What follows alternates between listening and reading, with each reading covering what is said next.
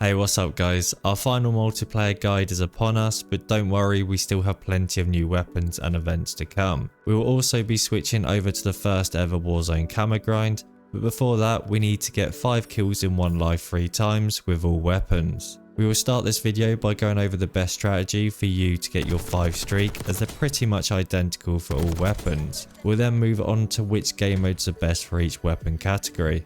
The first step is to have the right loadout, and I'd recommend either smokes to move around the map or shock sticks to cover a doorway, giving you a nice easy kill. I use 3 green perks to get the strategist specialty, and make sure to use the perk dispatcher so I can get kill streaks quicker. If we partner this with perk greed and add bankroll, we can start picking up score streaks really quick. The reason for this is so we can add scout pulse and UAVs. Picking these up after a couple of kills can really help. Just 2 kills or 1 kill and some bonus objective points to start knowing exactly where our enemies are. Once in game, no matter the game mode or weapon, I'll work out where the power positions and lanes are. Where's busy, has multiple enemies running past but also has some cover. Let's take Nuketown for example. There is 3 clear lanes where enemies can come from. What I'll do is position myself in a place where I can see 1, maybe 2 lanes maximum, but I'm covered from the lanes that I can't see. This way I'm less likely to get picked off from an angle I can't see, but also have total control over the area or lane that I'm watching. If I'm on a map with less clear lanes, then I'll pick a building or a room that gives me advantage over my enemies. Often these are around the middle of the map, which is perfect as we want enemies to come to us instead of us hunting for kills. This doesn't mean you need to sit in a corner. If anything, after each kill it can often be best to slightly move position. There's nothing better than when you get one enemy looking for revenge that keeps coming back only to find you in a different spot. I don't think people do this enough, but always check your minimap. Where your teammates are spawning gives you a massive indication where your enemies are coming from. There's nothing worse than holding an area or a lane and you haven't realised the spawns are flipped, causing you to get shot in the back. You can also use teammates for information. If they're all watching one side of the map, then there's a high chance watching the other way will allow you to not only get anyone on the flank, but get the kill. You don't want to be competing against 4 teammates for that one person that runs around at a time. This isn't going to be easy. There'll be a lot of deaths, and there's no death more painful than when you're on a 4 streak, but you can't let it affect you. Okay, sure, in the right lobby you need to take advantage and run around or spawn trap the enemies, but for the majority of the games it's going to be a constant battle. The smarter you play, the quicker you'll have this done. The last important step is picking the right game mode suited to not only your weapon but also your playstyle. Starting with the launchers, as they're by far the easiest, which for the HE1 I didn't think it was possible to have an easy challenge. We just need 5 kills in 1 game to jump into hardcore face-off or any small map for that matter and get these done. Next, we're going to group ARs, SMGs and LMGs under the same category because they all pretty much do the same thing and play in the same way. I did this in Season 1 Mosh Pit and played it really slow by holding angles and watching lanes. In the right lobby, this can be pretty quick to rack up streaks, but it isn't for everyone. For most people, I'd recommend jumping into Ransack as the map sizes are small but not hectic. In maps like Skyline or Payback, you have loads of positions you can hold, but also have some freedom to move around or switch up positions. This game mode not only allows kill streaks, which as discussed earlier is a massive advantage, but it also has an objective to deposit gold bars. What this means is you can hold down the deposit areas for nice easy kills. For the shotgun category, I'm going to recommend you either play face off and lobby search until you get stakeout, or again play ransack. Try sticking to maps like Skyline, Nuketown, Payback or even Subsonic. Some other maps may work, but make sure they have inside areas that are really tight, and if you do need to move across the map you have routes like the underground in Skyline.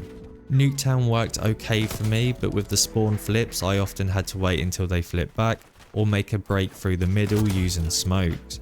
I'll also add that I tested this out in hardcore face-off and this was also a great option. The range is increased dramatically and anyone remotely close is just blown to bits. Snipers are up next, and I went into radioactive where I literally only played Nuketown.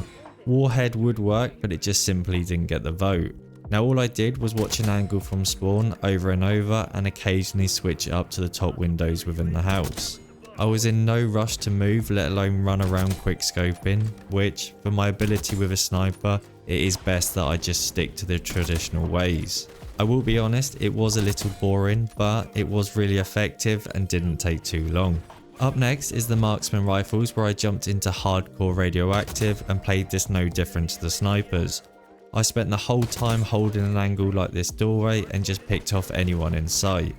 Anyone who didn't know I was there instantly died, and for the ones who did would slow peek me, giving me a nice easy kill. With the low damage of the marksman rifles, I didn't fancy having to play core and hit each enemy multiple times.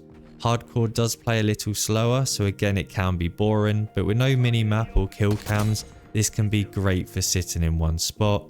Yes, we can be campers for a while. For the pistols, I did the exact same thing as the marksman rifles. The range on them is amazing, especially in hardcore, which pretty much makes them a mini marksman rifle.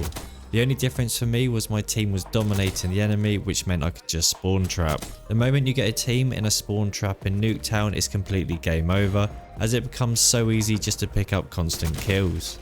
Last up is the melee weapons, which is by far the hardest challenge, and especially the bat. For this, I'll jump into ransack or hardpoint, and like the shotgun, stick to small maps with areas to camp, but also routes you can run.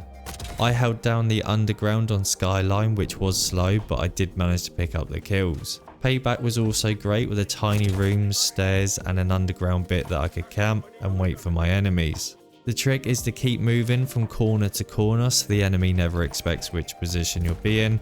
I will also add that I use the animation every time, as this guarantees the kill rather than hitting once and the enemy moves. I will also add that I switched to the secret agent field upgrade, which didn't always work, but it did give me some success, especially if I was on 4 kills. You may be wondering why we did this in core when all the previous challenges with the bat were done in hardcore. This is simply because I feel people have more confidence to move around in core lobbies. The more people came to me and the less I was required to move, the better. Lastly, I did get some success in free-for-all, but I think this is a game mode that might actually work for all weapons. The skill-based matchmaking is non-existent, and on smaller maps you get a lot of 1v1s or chances to third party. The spawns become very predictable and obvious where your enemies are coming from. You don't need to keep switching size depending on your spawns, as you literally always have people around you. If you find yourself struggling on any of the weapon categories, especially the melee weapons, then give it a try. The games don't last too long, so if it isn't working, then you haven't wasted too much of your time. Sorry this is a bit of a longer video, but hopefully the guide does help you on your mission to unlocking Dark Matter. If it has helped, let me know by hitting the thumbs up. Subscribe for more guides in the future, and as always, thank you for watching, and I'll see you in the next one.